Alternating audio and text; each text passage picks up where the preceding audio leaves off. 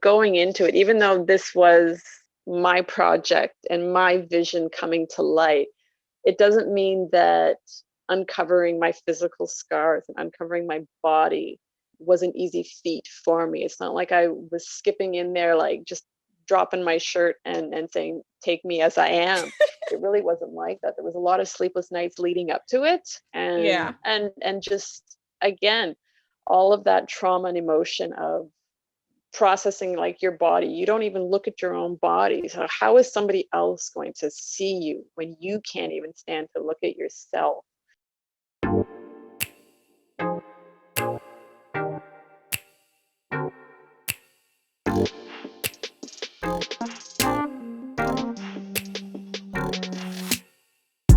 Welcome to Black Cancer, a podcast about the nuances of our lives as people of color, told through our cancer journeys.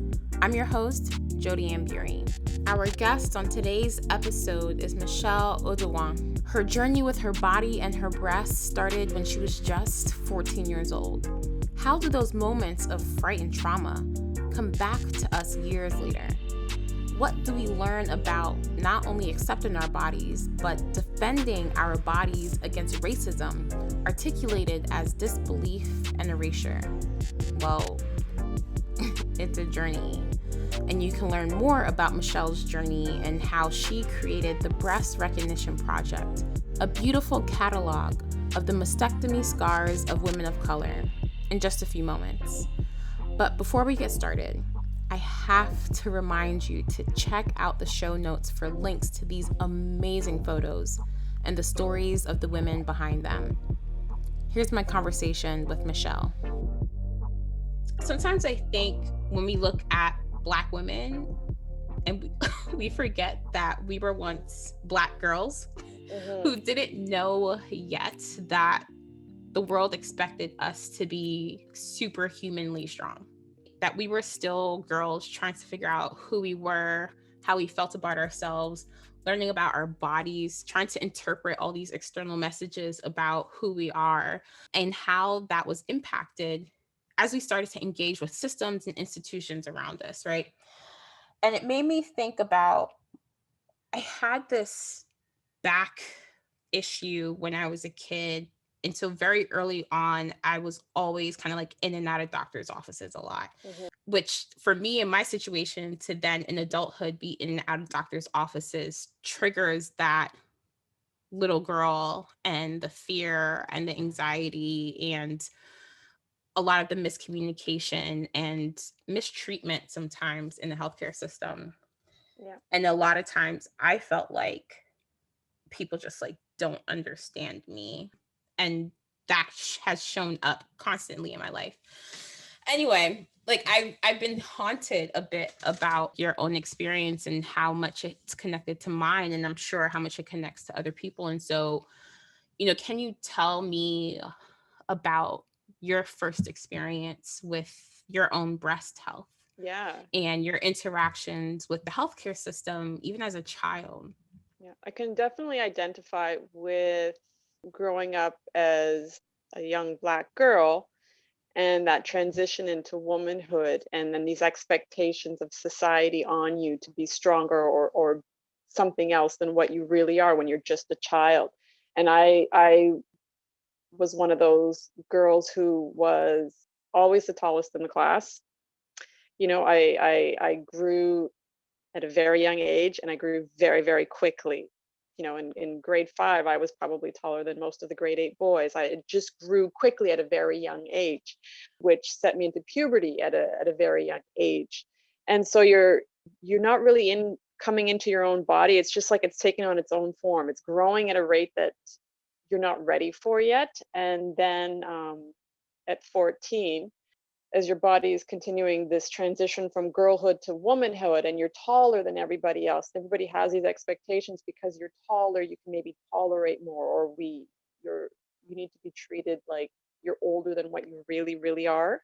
But you're still a kid, still naive, still wondering about the world and trying to figure these things out and your role in it. And then you discover a lump in your breast, these breasts that are still developing. How could this possibly be? Breast cancer is an old woman's thing. And so I sat with that lump and that fear probably for a few months because I wasn't sure that I wanted to acknowledge my breasts.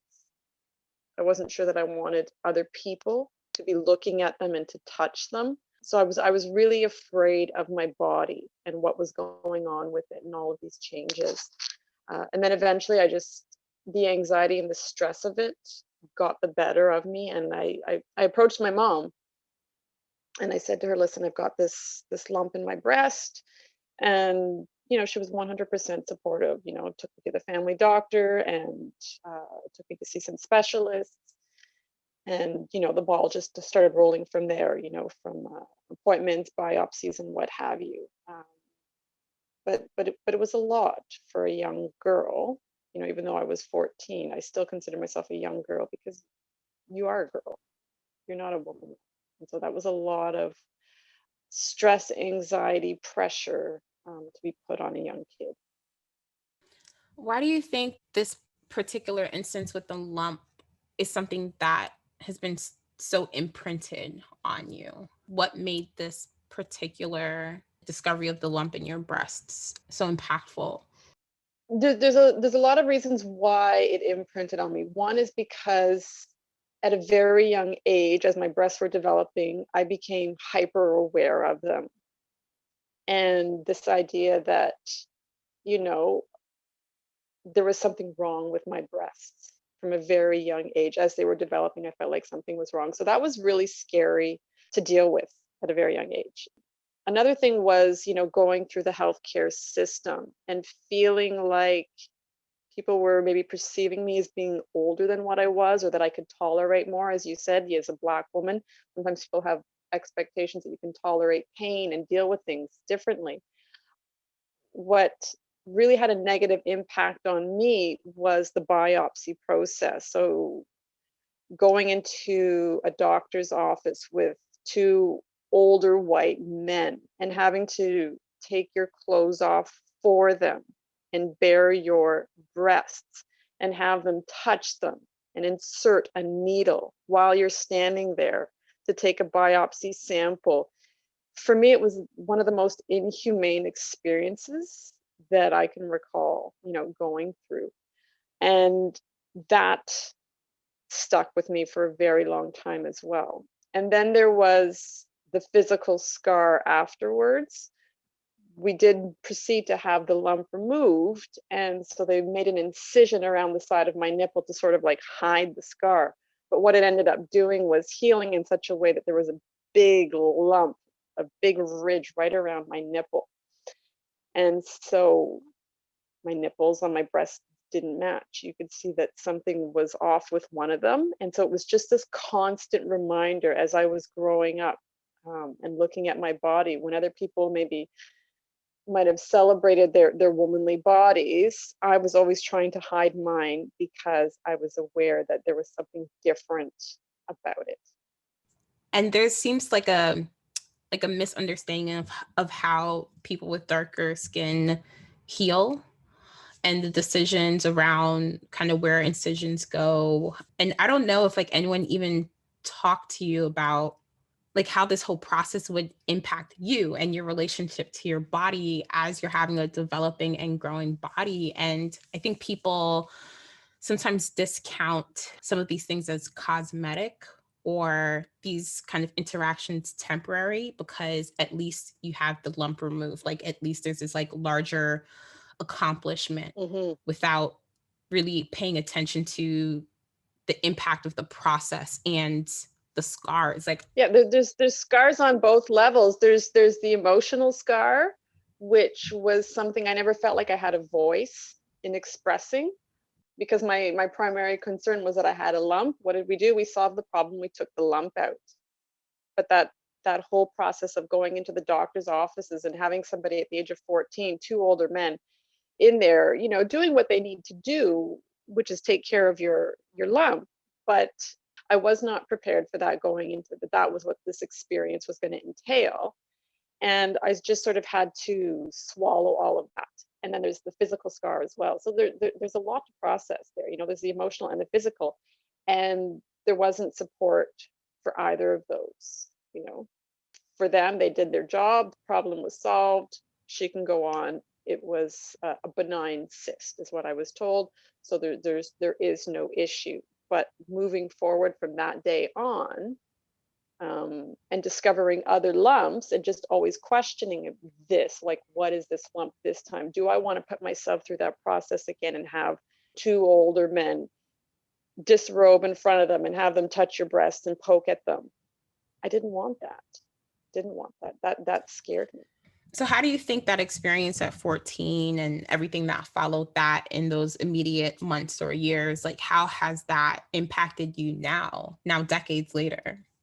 I was really just removed from my I don't want to say sexuality. I never thought myself as like as a sexual kind of person. I was just really acutely aware of this, and it just impacted, my interactions with people, the clothes that I wore, because I was just always trying to put up this wall to make sure that attention was never put on my breast. Which then when you become a mom shifts, right? If you choose to breastfeed. And so with this awareness and this kind of distancing from your body and your breasts, how did that shift when you started breastfeeding your kids? Yeah, so when I was pregnant, that was one of the things that was really important for me, was to see if I was able to breastfeed. And so that experience of motherhood, being able to nourish and feed my kids and develop that bond from breastfeeding, that took that negative experience of my breast being something painful and ugly and scarred to something that was mothering and nurturing and natural. And so it gave me a different sense of ownership of my body again, where I felt like I didn't own my breasts anymore. They were just something that I didn't like. And then this made me feel like this is a part of my body. This is a part of my family. I'm giving something to my children. So it completely transformed my experience with my breasts. I don't have kids now, but I want them. So I keep surveying my family and friends. Like, is this weird if I'm going to plan to have a child on my own? It's not. I think, I have friends who have done that, and it is totally cool.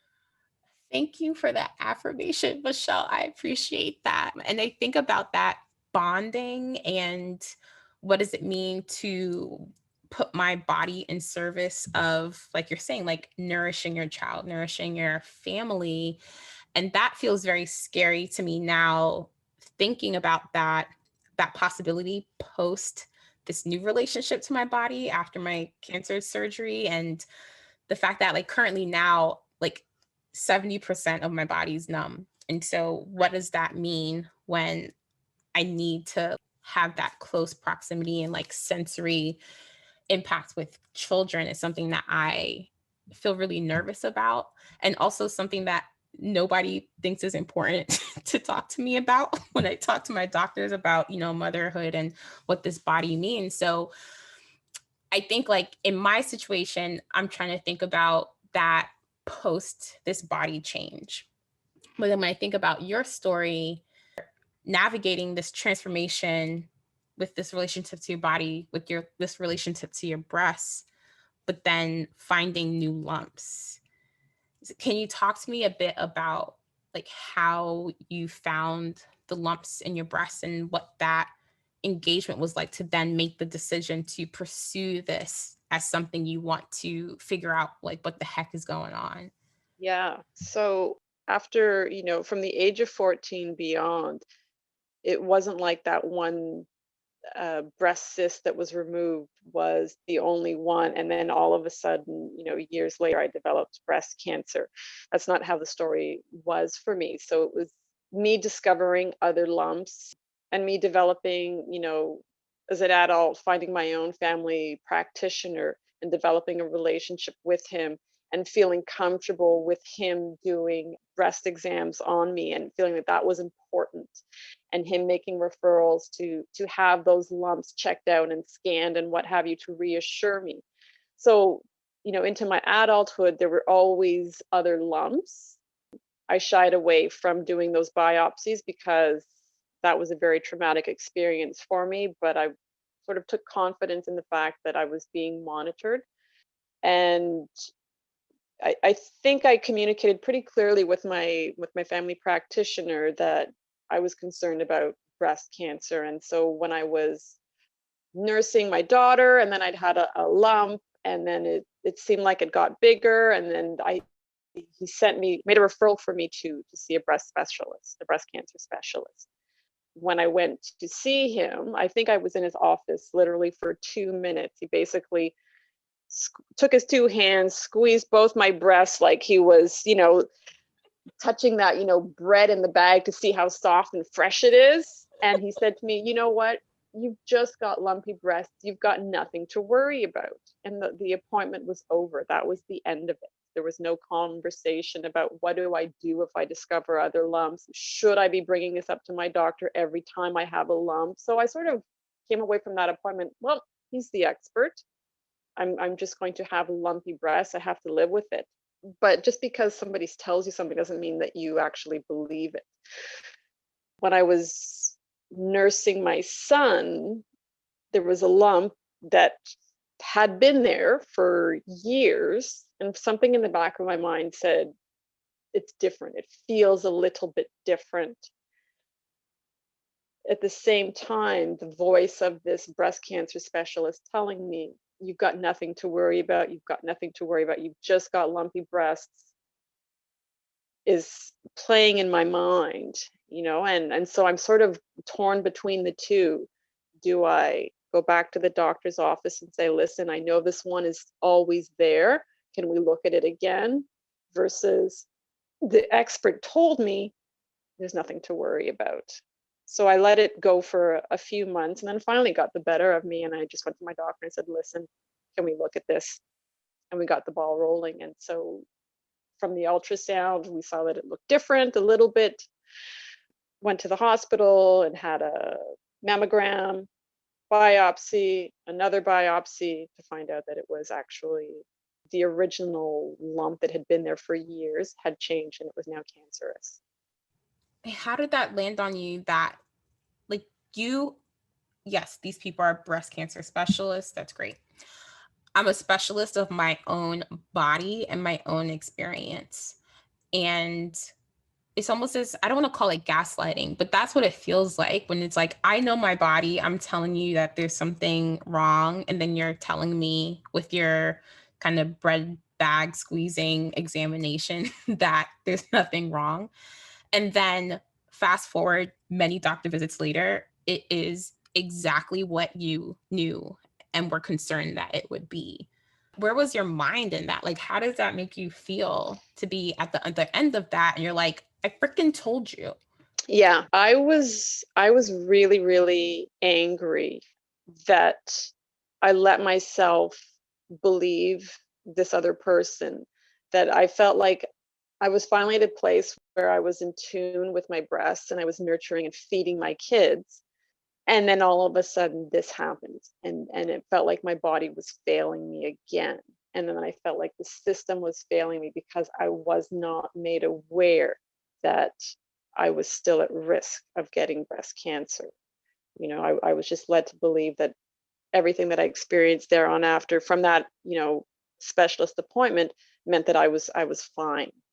And really I wasn't fine. So I was angry. I was frustrated, that I felt like the system had failed me, and that I was sort of led down a road that wasn't the right one for me to be on. And you still guided the path, right? Because it wasn't like your first diagnosis was even the correct one, right?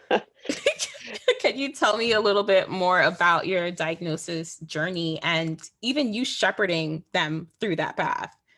Yeah. So you know what? Going through the diagnosis. So we went through the ultrasounds, was sent to the hospital, and they said, yes, it does look different. You do a mammogram. In the mammogram, they're telling me, we can't really see much because you've got really dense breasts. That's the first time I've ever heard this thing about breast density. I don't know what to make of it, but I just file it in the back of my mind as, something that I'm being told. And then when they're giving you options about biopsies, and that, so we can do a fine needle or a more in-depth core biopsy. And I'm thinking, like, I'm reliving that trauma from being a 14-year-old, and my defense mechanism is saying, do the least invasive. So I say, go and do the fine needle biopsy. That's what I want. To find out that one was, they couldn't get enough sample. So I had to go back and do a core biopsy, which is more invasive. They take a bigger sample. And so from that one, I get the pathology report, and they say, well, you're good news. It is breast cancer, but it's stage 0. So it is in one of the breast milk ducts. It's encapsulated. It's good. We can just go in there and take it out. And I can understand from their perspective that looks like good news. But for me, it was like, this was the thing that I've been waiting for all along, that I told you so. I knew this was going to come back to bite you, Michelle. And I knew in that moment that the only option for me was not to go home and celebrate, yay, this is stage 0. It was, I need to have a bilateral mastectomy. I don't care what you say, the breasts need to go. And so it was a lot of feeling like people were trying to talk me out of my decision. We can do a lumpectomy. We can salvage your breast. It's only in one breast. And, the more I kept getting that kind of narrative for them, the more I was pushing back and, doing my own research on the side and looking at, what are my risk factors? What are the risks of recurrence? What does this look like in women of color and Black people? And so I just felt like, no, I needed to stand my ground. So one of the initial steps was to say, okay, you know what? We can't schedule the surgical oncologist and the plastic surgeon to do reconstruction on the same day. Their schedules they're conflicting right now. So the best thing we can offer you right now is a lumpectomy. And the good news is, with the lumpectomy, the cancer will be out. And then if you don't want to go through with the mastectomy, at least the cancer is out.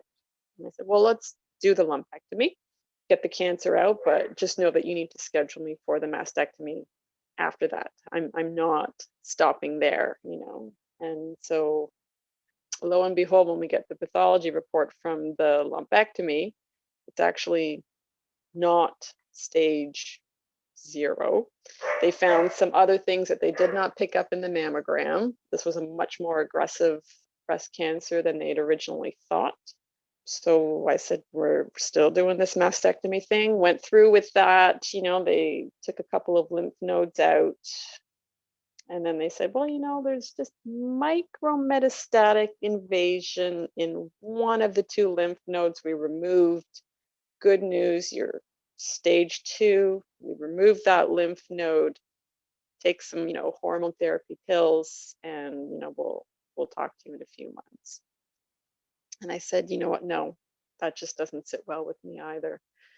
So it was just always just this constant push, and you're sort of getting tired from having to push all of the time. You're like, is there something they're not understanding? Like, yeah. Is this the standard of care for everybody, that you have to push and keep asking? So I did keep pushing, and I asked for a referral to a radiation oncologist, because radiation wasn't recommended for me, and because the lymph node involvement was so small, they didn't have a big enough sample to test and see if chemotherapy was a valid option for me to do the oncotype testing. They said it came back inconclusive because there wasn't enough sample. They took that as a good sign, that I didn't have to go on chemo. It was actually when I was getting prepped for the radiation oncologist to look and see where they would need to radiate me for therapy. When he looked at the scans, he said, oh my goodness, there's actually something else going on. There's something in your lungs and something in your neck that we need to look at. So we go through biopsies of the neck and the lungs, and then we actually find out that I have metastatic breast cancer and thyroid cancer at the same time. 2 unrelated, from that stage 0 just a few months ago to actually realizing that micrometastatic deposit in my lymph node actually created both lungs filled with multiple tumors. I just was not presenting as a sick person. And so nobody thought it was important or necessary to do all that follow up and see if there was more going on with my body. But it was something that I felt like if it got to this point where one of those lumps was cancerous, I knew that this was the road that I needed to take, and it was going to be hard, but it was the right thing to do. And I just needed to make sure that my voice was being heard on this journey. That's exhausting. It sounds exhausting. I feel exhausted, even kind of like walking through what that could be like. Because for every comma that you have in your story is equal to like 4 doctor's appointments and like Well, yes, and when you think of it, so when you look at the diagnosis of as a whole, you can appreciate, I'm a mother, so when I lost my breast, I'm still nursing my son. So I'm having to deal with the loss of my breast and the loss of that connection with my son. And then all of the other appointments that were added on top of that. So I was working full time, having to take a leave from work. I've got the surgical oncologist, the plastic surgeon, the medical oncologist, the radiation oncologist. I have ENT to look at the thyroid cancer, an endocrinologist to look at the thyroid cancer as well, to decide if I need to go on therapy for thyroid replacement. Who else was in there? So I developed a frozen shoulder, which I was told couldn't have been possible because the cancer was on the left side, but I developed frozen shoulder on the right side. So I had a physiatrist, and then I needed psychosocial support. So I had a psychiatrist, a psychologist, because I felt like my voice wasn't being heard, a dietitian at the hospital to see what I could do in terms of my diet to help. And so there was like layer upon layer appointments and having to hear your story. And at one point, I was just in so much pain and I didn't know who to call. So I'm making all these phone calls to these different specialists and I'm describing my pain. And then I get a call back saying, no, no, no, you need to discuss this with this doctor. I call that doctor. No, no, no, this is not my fault. You need to call this doctor. And I just spent the whole day on the phone calling doctors to tell them I was in pain, and nobody stepped up to help me deal with my pain. It was a low point. It was really a low point. it's like I think people who aren't in this don't understand that you don't just have a doctor, you end up having a care team. But even the idea of a care team is a little misleading because not everyone on this team knows that they have teammates. Mm-hmm. And so you are the center of the team, which then makes you like, switching metaphors here, but like you become the project manager of your own care Yeah. and you are the sick person. And so you have to have enough wherewithal to manage this, manage yourself, and then manage your family, your work, and other responsibilities, repeating your story over and over. I don't know about you, but for me, I'd have my kind of canned elevator pitch of what my issue is. So then we could just move on and talk about the thing that I need to talk about. And then on top of all of this, people look at you and people said this to me almost verbatim. You don't present as a sick person. You don't look You sick. don't look sick. You Yes. don't look You sick. look great. You look good. Your hair looks good. Your skin's glowing. Exactly. And I'm like, well, I feel like shit. I'm not doing well. To me, it aligns with the sense as Black women, you're so strong, you're so resilient, you're doing all this Black girl magic stuff, and you can be deteriorating, right? Yes. And Yes. people don't see that. And so I think about this whole like, you don't look sick as you are so strong, which means it's easier to ignore the fact that there's so much going on, a lot of stress and a lot of hurt and actual sickness, even if you don't see it as sick. It's easy to dismiss Yes, It's easy yes. to dismiss that person because they don't look sick. And it's easy to dismiss their concerns because if you really are sick, maybe you would be crying more in my office. Maybe you would be, looking a different way, and so that was one of those things where I felt like that stereotype of you're strong um, was coming to bite me in the butt. Like I don't feel strong, but it doesn't mean that I'm going to fall apart in front of you. But you still need to hear what I'm saying. Yeah, that's the tough part of like, I have to show up for this. Mhm. So I'm going to do that. But then that works against me because then you think I'm more fine than I am just Yeah, because I'm handling my business, yeah. right? I've got a 10-minute appointment with you. I'm not going to spend 8 of them crying into Exactly.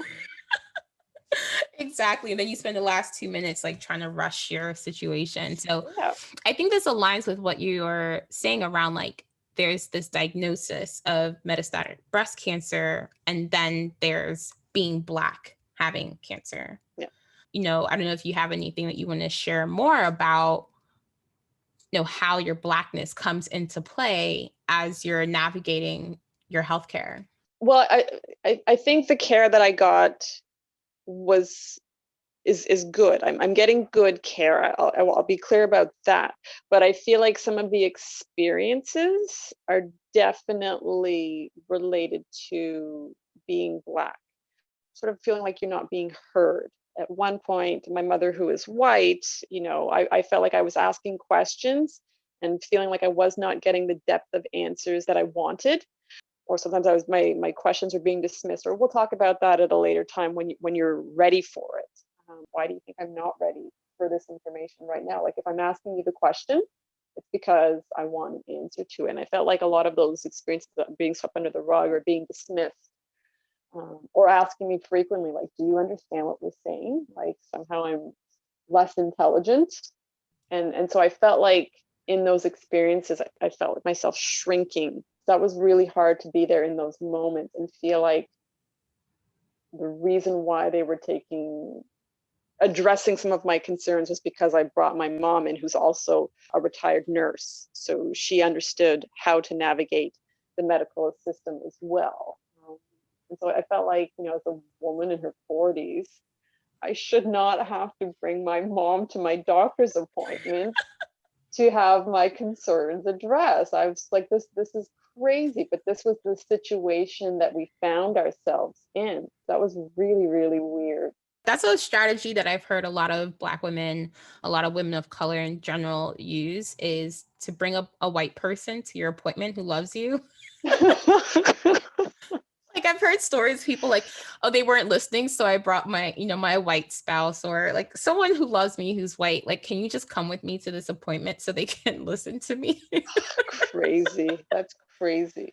Another strategy is like, can you bring someone who knows how to speak medical, right? Like who Mhm. has a really high level of medical literacy. And I've done that. The first person I call is my friend who's a nursing director, right? Like, or I call a friend who was a radiologist. And so I try to learn the terminology and how to have a conversation with doctors at that level.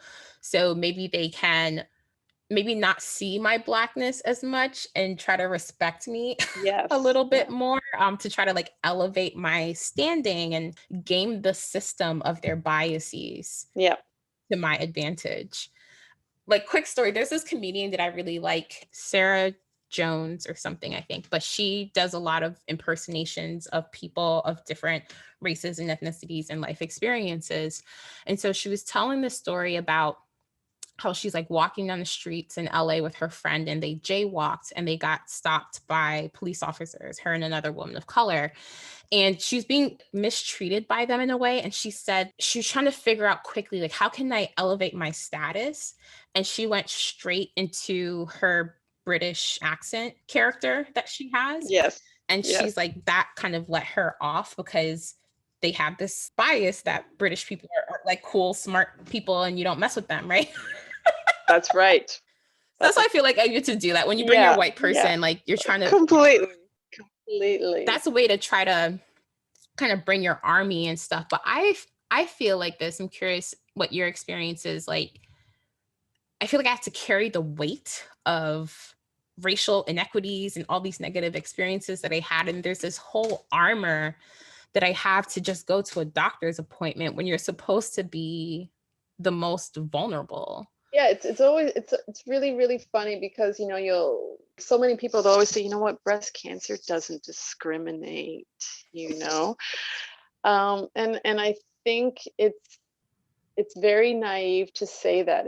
It's just like white friends saying to me, but I don't see you as a black person. I don't see people of color as being different. And I'm like, because you've never walked in our shoes. And that's pretty nice of you to say, like, glad you love me as a friend, but saying that is you're really missing the mark.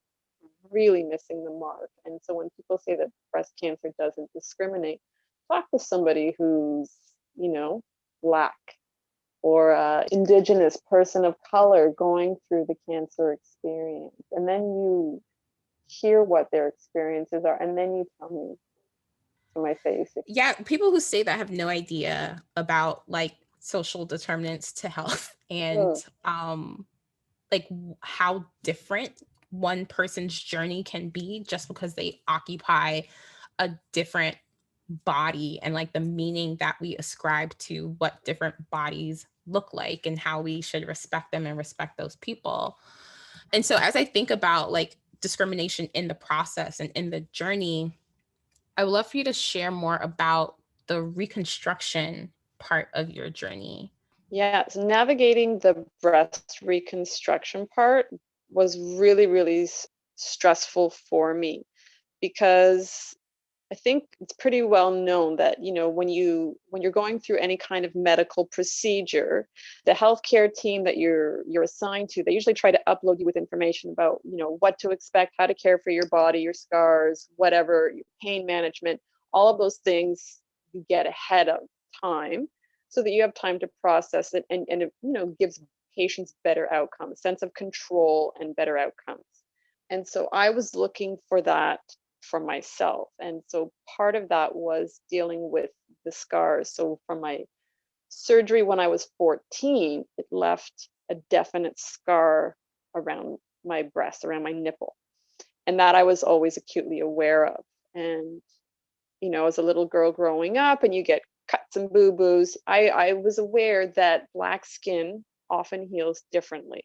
You can get keloids or hyperpigmentation in these scars that take a very long time to fade. And so that scared me as well. And so when I was meeting my plastic surgery team, that was something that was really important for me to find out, what does this surgical procedure look like on a woman of color? And can I get those images and figure out how to best care for my skin? And so as I was going into these appointments, I kept getting images of women who had breast reconstruction, but they were all white.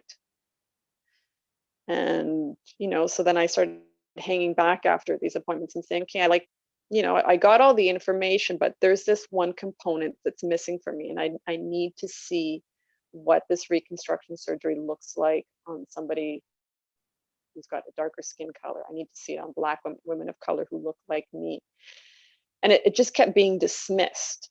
One, it always looks better on black people. Black people always look great when they have surgery on these, and then you sort of come away from that appointment saying, well, if it looks so great, then why isn't it in your portfolio? Where are those images? Where's the proof in the pudding? I'm like, I shouldn't just have to take your word on it. Like, you really believe it's true. Why aren't those images there? If it always looks better, so why am I not on the front page? Like, I don't get it. Yeah. Don't you want to put your best stuff forward? Exactly. Put your best stuff out there, And then or they'd say, well, you know what? We don't have any on file, but we can get those to you really quickly. And then those really quickly was like a callback letter saying, I've been spending an hour, with my contacts here and other cancer care centers and in the States, and we don't have those images. And that's where I really felt my heart sinking. So it's really hard to go into this surgery, to lose your breast, to be told that you're going to lose your nipples, and you don't know what your scars and your body is going to look like afterwards, it's really hard to process and to accept that you're doing this to yourself.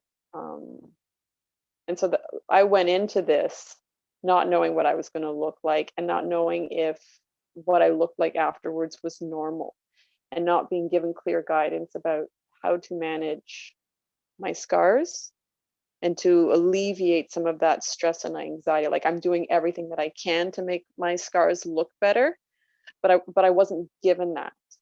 I felt like that was really missing. And like it's the reconstruction and other elements of this as well. Like you were sharing the story about the makeup and the wigs, and just like there are different elements of reconstruction in your breast, but also the post cancer reintroduction to your body and how you want to present yourself to the world that doesn't center us. Absolutely. Like, that's, from some of my other Black female friends who were going through breast cancer experiences. And in one of our cancer care centers, they have a service that is dedicated to, making women feel better and look good, in spite of their, cancer, losing their hair, their eyebrows, what have you. And so you can go in there, you can book an appointment with, a consultant who can help you with makeup and hair and wigs and what have you. And so, two women go into this center. One's a Black one and one's a white one. Why don't you guess which one comes away with a bag full of goodies and the other one comes away with nothing and feeling more defeated than when she went in? Yeah, coming away with nothing, or coming away with the promise of I'll get back to you, or the directive to look things up on the internet. Like, but I'm not walking away with my goodie bag Yeah. because you weren't thinking about me. Yeah. How did you navigate this reconstruction period? Like, where were you putting all that energy and frustration and kind of working through your emotional and mental state? Like, what did you do with all of that? You know what? I'll be honest, and it wasn't a pretty process. That feeling like my voice wasn't heard, that, the loss of that relationship with my son and that bond when I was losing my breast, that story wasn't being heard or valued, that I was somehow supposed to be grateful that I was getting these, new perkier looking breasts than my natural sagging mommy boobs. None of that sat well with me, and so I sort of retreated from the world because I was not happy with this part of my cancer care experience. I was not happy with what was going on, and not feeling like I was a part of that process. And so I did slip into a depression. I stopped seeing my body as a whole, whereas motherhood reconnected me with my body. Breast cancer severed that relationship once again. And so I stopped seeing my body as a whole, and I would sort of look at myself from the chest up, but not looking at my reconstructed breast, and then looking, sort of below my chest. And I would see my body as in two parts and never that part in the middle that was my breast. I would just avoid that at all costs. So part of that was just writing down my feelings. Sometimes I'd just write down, like, I really wish somebody would have images of women who looked like me going through, like, I wonder why I had to go through this alone and feel like there wasn't anything out there for me. And I just started writing notes, journaling to myself, this wish list of things that I wanted, or how I wish things could have been differently, or what would I want somebody else going through this experience to have.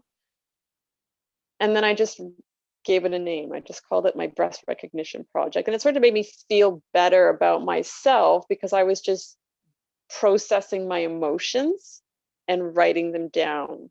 And it was just to help me feel better. I think writing or whatever outlet to just like put something somewhere is so critical. In some instances, kind of makes these ideas real. And I love the fact that you named it. And like maybe that also made it feel real, like it was a thing. It Mhm. started to become this vision. I had that similarly too. After my surgery, I was in a very, very dark place. And I don't know if you've gone back to some of the things that you've written during this time, but I've gone back to some of the things that I've written during this time, and it's very dark. And I feel really sad for that person, and even like distancing myself from parts of myself. And then, you keep writing, you keep writing. And I had this idea for this podcast because I found myself during this time, like only really wanting to talk to other people who experienced cancer in some way or had some type of medical trauma was the only way that I could find peace in a social space, because I felt like they Hmm. understood me a little bit. Like I didn't have to explain a lot of things, and they can get the darkness and kind of let that be for a little bit. And so I was like, okay, Black Cancer podcast, cool, cool, cool, ready to do it. And then George Floyd was murdered. And everything that I'd written about doing this project, I couldn't do it anymore. I spent most of the time after his murder and the uprisings kind of half, like I would split my computer screen, like half of it was watching, the protests that were happening and the news and live feeds all over the country, all over the world.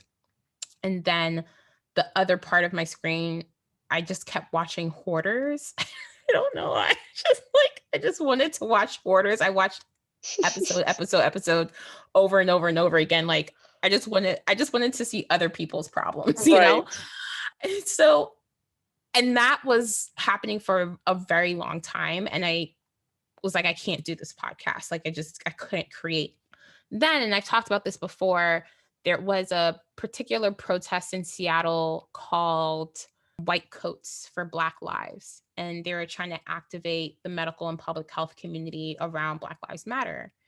And I was so angry about it.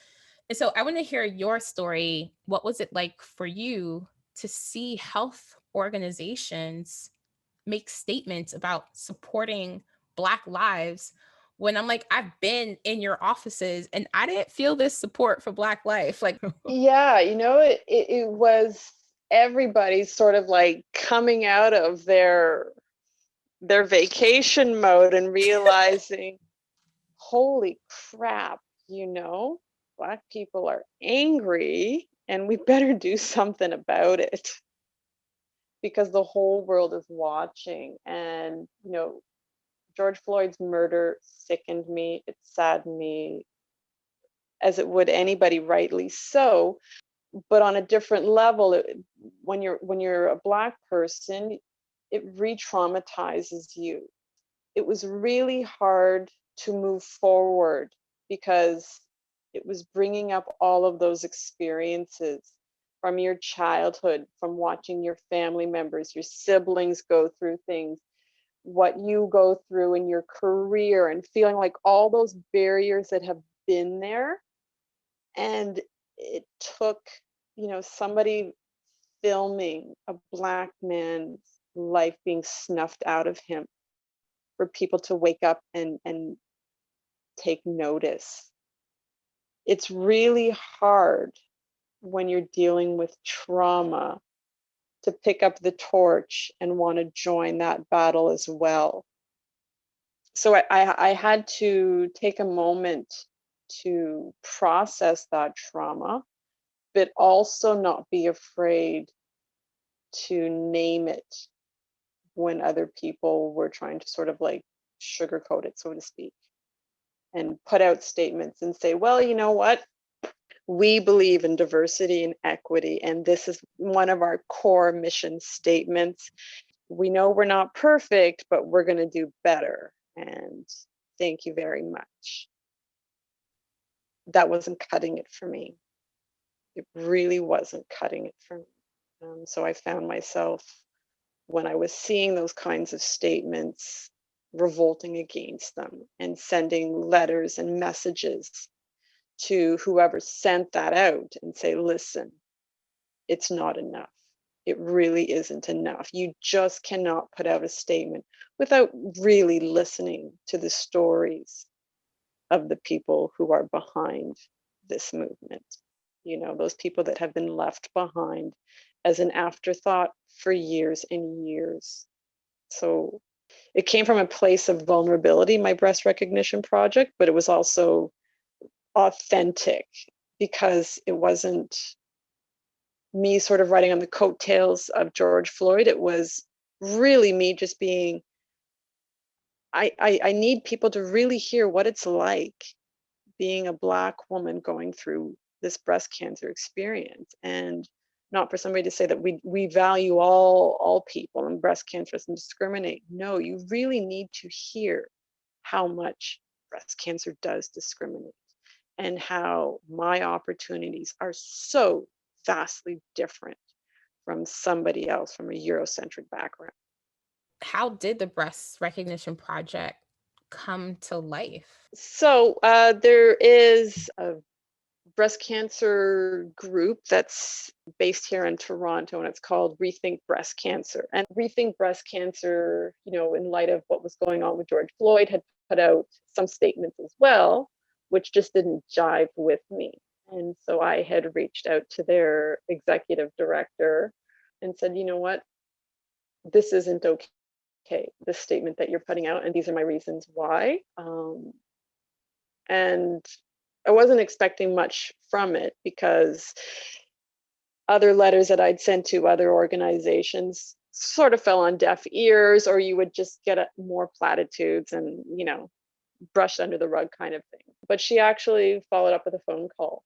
She was just like, I hear what you're saying and I want to hear more about what you're saying. So I started just airing all of my grievances.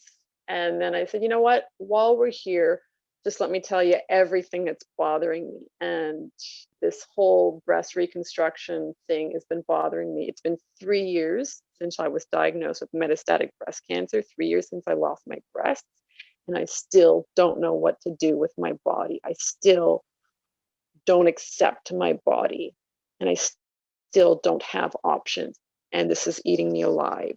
And I told her about my journaling and my notes. And I said, I in the back of my mind, I call it a breast recognition project because I feel like this is what needs to happen. We need to recognize, the Black and people of color's breasts and their stories. And she's like, we can help you with that. And it was like whiplash. And I was like, my neck just like snapped pretty much. I was just like, seriously, how can you help me with this? And like, Yeah, we would love to help you get this out there. We can, from their networks, from social media, it's like, we can get you a photographer, we can get you hair, we can, see about getting this published. And I was just like, yes, yes, and yes. And by the way, when we're talking hair and makeup, we're talking Black makeup artists and Black hairstylists for those of us who still have hair and, to take care of wigs and what have you. I said it needs to be an all Black production.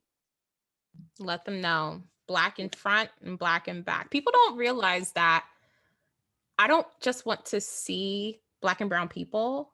I want Black and brown people to create this thing that I'm seeing too. And I love your insistence on like, this needs to be an all Black project.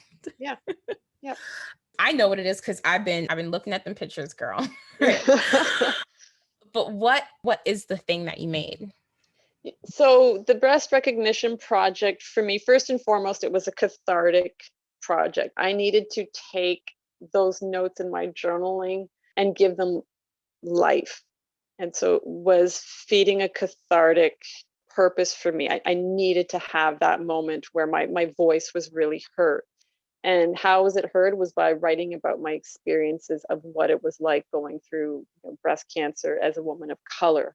And I wanted to see what other women of color's breasts look like after reconstruction. What did it look like? And so Rethink Breast Cancer put a call out there through their social networks, and 7 other women came on board. And so we, had 2 days of photo shoots, and so we came together. And so part of it was celebrating the beauty of Black women in spite of cancer.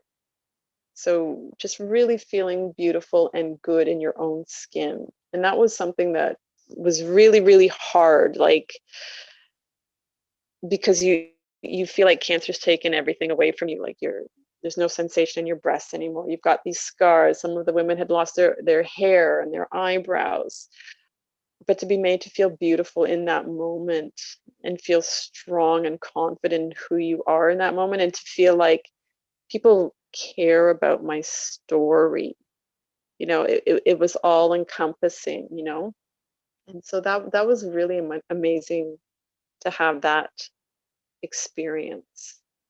I probably didn't even answer what your question was. No, that is exactly it. Like, you put this whole production together. You had 2-day photo shoot, these absolutely incredible images of these beautiful Black and brown women and what their bodies look like in this way. Like, I have showed people who are like afraid to get genetic testing for breast cancer Mhm. or afraid to even do self exams because they're scared of what could happen. And so I shared it with them in a way to say, this is normalized. I just had a conversation with Michelle and she put this together. Like, these are what, these women look like, and they look beautiful. Like, we're celebrating bodies that have been resilient. We're celebrating what our bodies look like after this whole process and during this whole process. Like, how can we normalize that? I think it's so powerful in the project and in the work, but at the same time, this is like a very personal experience to you. And so, what did it feel like to see yourself from the photographer's perspective, like in this Yeah. this like glossy print? Like, what was that like? Yeah, that was a real that was really, really interesting because, going into it, even though this was my project and my vision coming to light, it doesn't mean that uncovering my physical scars and uncovering my body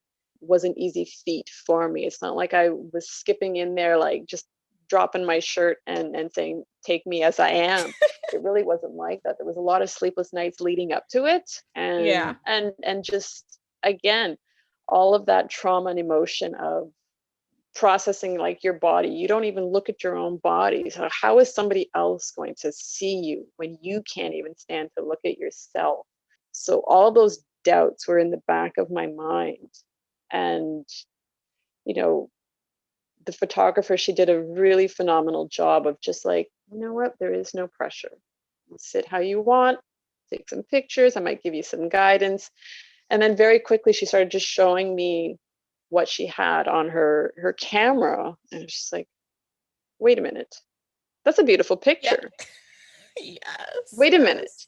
You saw something beautiful in me where all I saw was, grotesque scars and pain and trauma. But you found beauty in that? How is that even possible? And I felt like in that moment, I was just uplifted in a way that I had never experienced and I wasn't expecting to experience. That's amazing. It's like, who's that girl? Yeah. Nah, nah. It was interesting because every woman as she was walking in, like we did not know each other. We were not friends. We belonged to the same, breast cancer group, see each other's blog posts or what have you from time to time. But to see them all walk in and sort of feel like I recognize that expression on your face. You're like wondering, what the hell did I just walk into? What did I just sign up for? I don't know if I can do this. I think I'm going to be sick.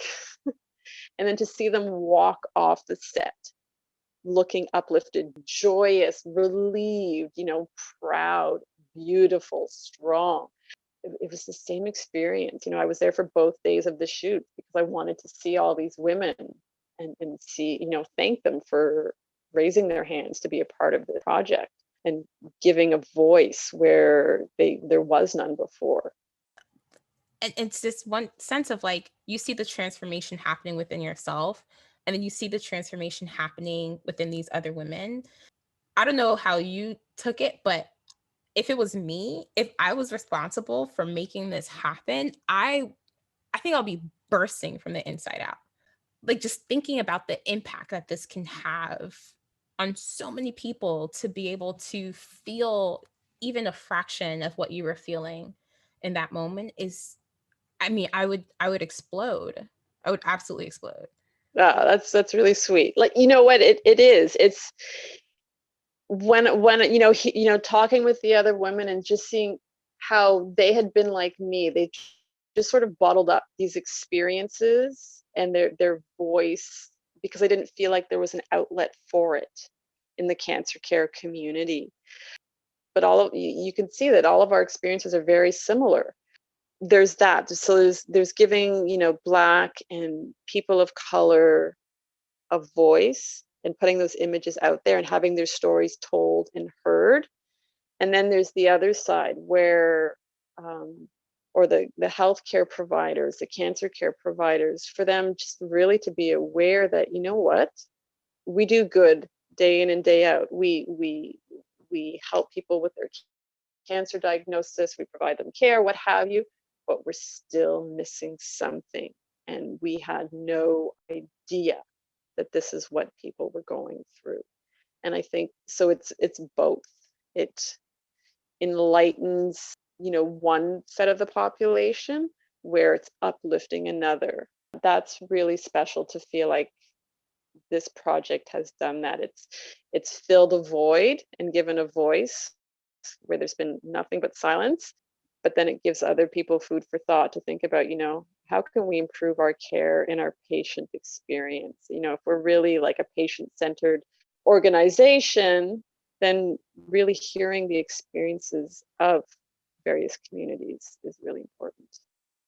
Absolutely. Absolutely. And there's this like meta impact that you can have with this as it goes out to the world. And I hope rapidly that people know that this exists and is accessible to them, and inspiring them to make some structural changes in the options that they have available for women of color who are navigating reconstruction.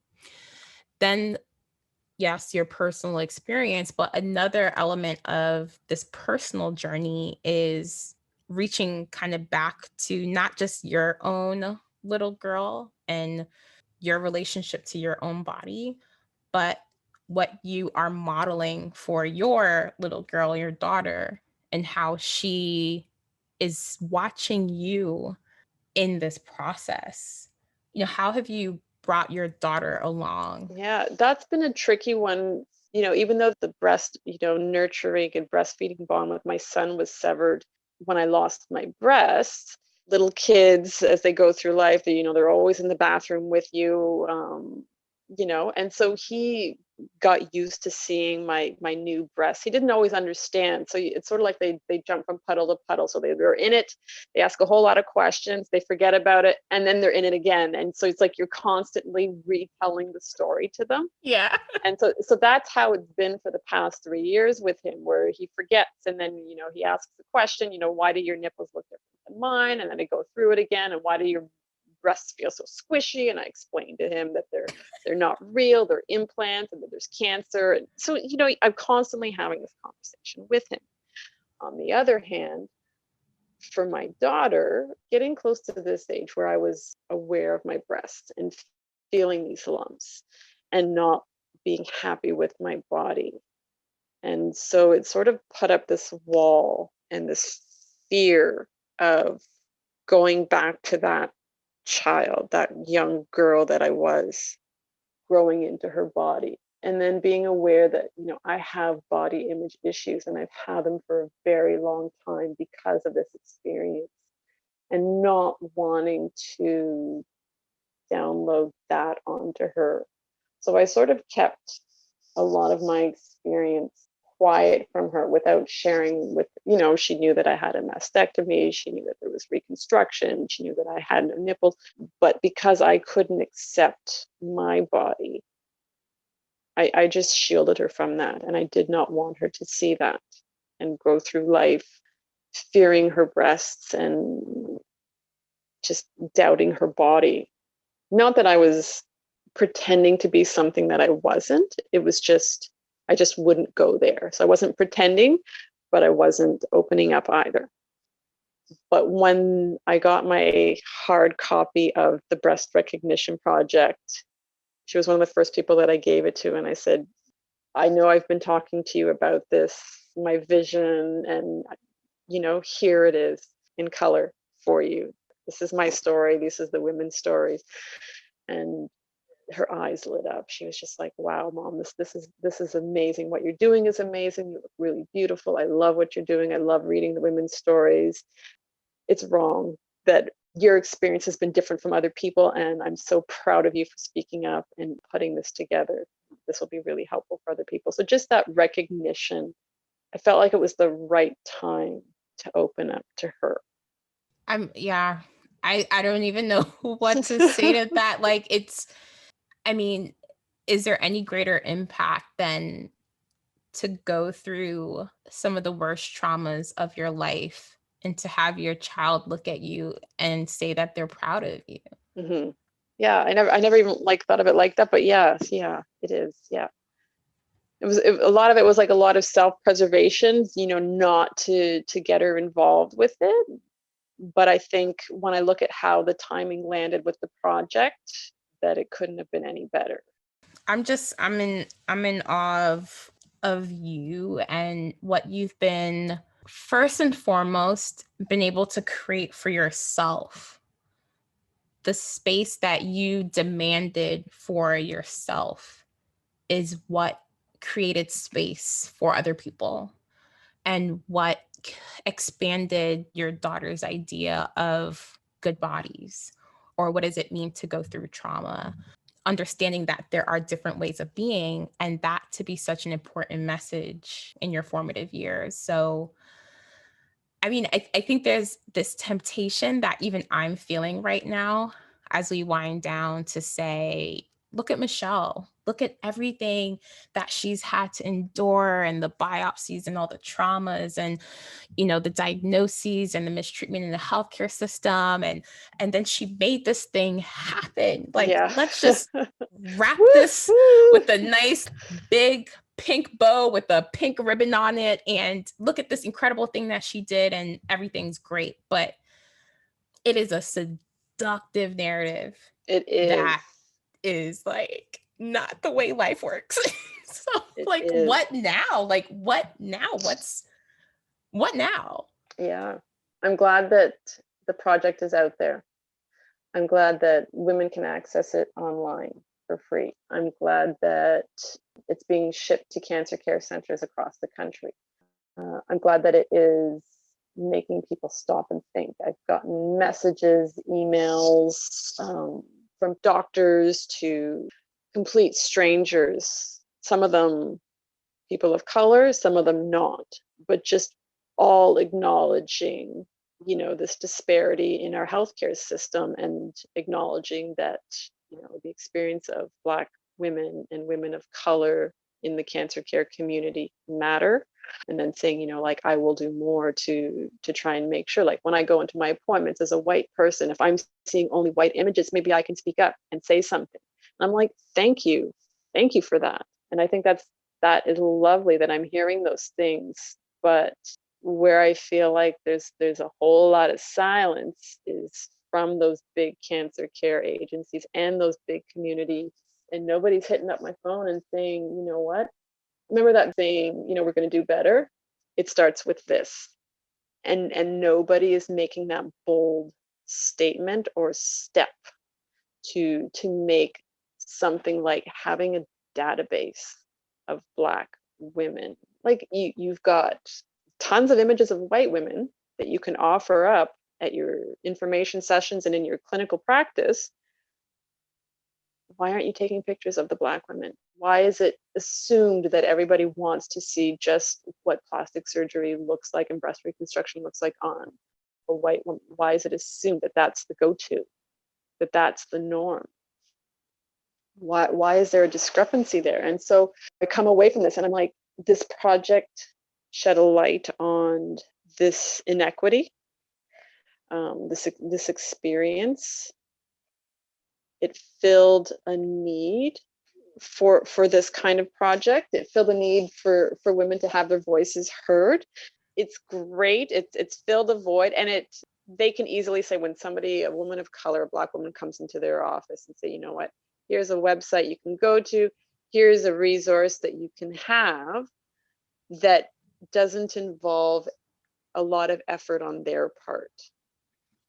What scares me and saddens me to think is that if someone that I love who is Black or color, you know, my sister, my nieces,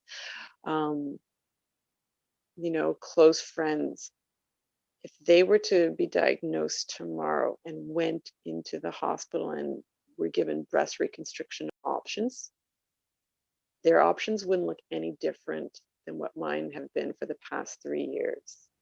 It would be the same. It's just that maybe they would be given my resource, which is great, but their options are not any better than what mine were. And 3 years plus launching Uncovered, this breast recognition project, I still don't have those images of what I want to see in breast reconstruction so that I know what I want to do with my body. I still can't move forward because I don't have those images. And it scares me to go under the knife again and say, I want to do this because I don't know what it's going to look like in the end. And I just want to have those images so that I can process it and make an informed decision. I don't have that opportunity still.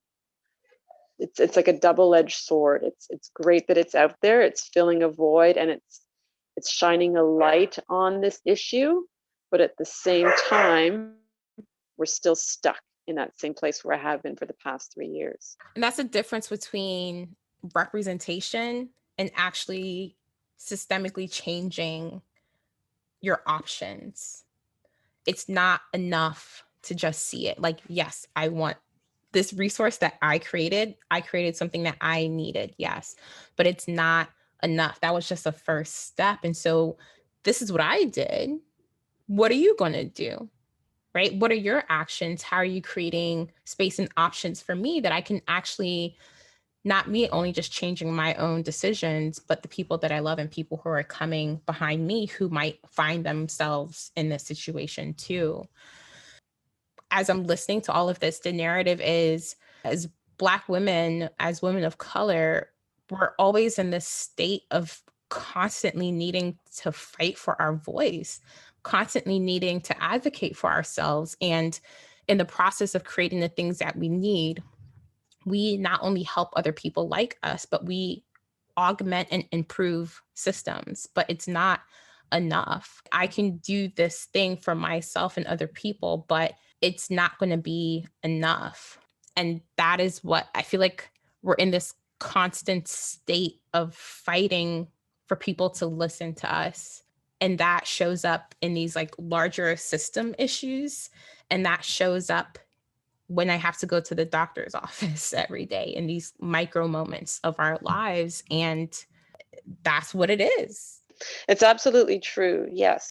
It's easy to wrap it up in a bow and be like, oh my gosh, you know, Michelle looks so beautiful. All of them look so beautiful. You know, women with breast cancer and breast reconstruction look beautiful. So what's the deal? Yeah. But the bigger issue is that this is still systemic.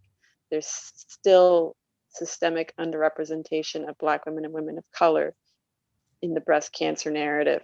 So yes, there's some beautiful pictures and I feel happy about the resource that's out there, but the bigger systemic issue, I can't tackle that alone. I need those people with the power who have the seats at those tables and at those, you know, executive levels to say, we can do more and we're willing to do more. Like they need to take that bold initiative. Yeah. And we'll definitely link to the project in the show notes, but I just want your voice on this podcast right now, telling other women who need it for themselves and other people who listen to this who have decision-making authority to actually change systems. Where can they find out more about the Breast Recognition Project? Right. So the breast recognition, you can go to rethinkbreastcancer.com. And on their website, you will find Uncovered. It's called Uncovered, a breast recognition project. And there you will find all of the photos, and you can read the stories about the women who participated in this project. You can see what kind of breast cancer they were diagnosed with, what stage of breast cancer they were at, and you can see, like, again, you can see their images and stories, and it's at rethinkbreastcancer.com. Uncovered Breast Recognition Project. Awesome. Thank you so much, Michelle. Thank you for answering my Instagram DMs. And you can be a mommy on your own, 100%. I'm just going to put that out there again. You can do it. I've got girlfriends who've done it. I appreciate that because, listen, I tell my sister this. I'm like, hey, I want to move back to New York because I want to have a baby on my own, but I can't be in Seattle because I don't have family out there and I need a whole network. And like, here's me, this quote unquote strong Black woman asking for help. And I was like, hey, can I live near you so you can help me? And she's like, absolutely not. She's like, as soon as my last kid goes to college, you want to come and bring a baby up in my house? No, it's gonna be me and my husband, and you're gonna mess up my plans. And I'm like, are you serious? So I gotta figure out, like, I definitely want to have this baby, but I gotta figure out where I'm gonna live. It can be done. It can be done. Black Cancer is created, edited, and produced by me, Jody Ann. Thank you so much, Michelle, for sharing your story with us. To make sure that other Black cancer stories become center to how we talk about cancer, rate, subscribe, like, all the things. Check out our website at blackcancer.co and on Instagram at _black_cancer. Let Michelle's Breast Recognition Project let you know that trauma comes with endless wisdom for ourselves and those around us. Tell someone you know about Black cancer.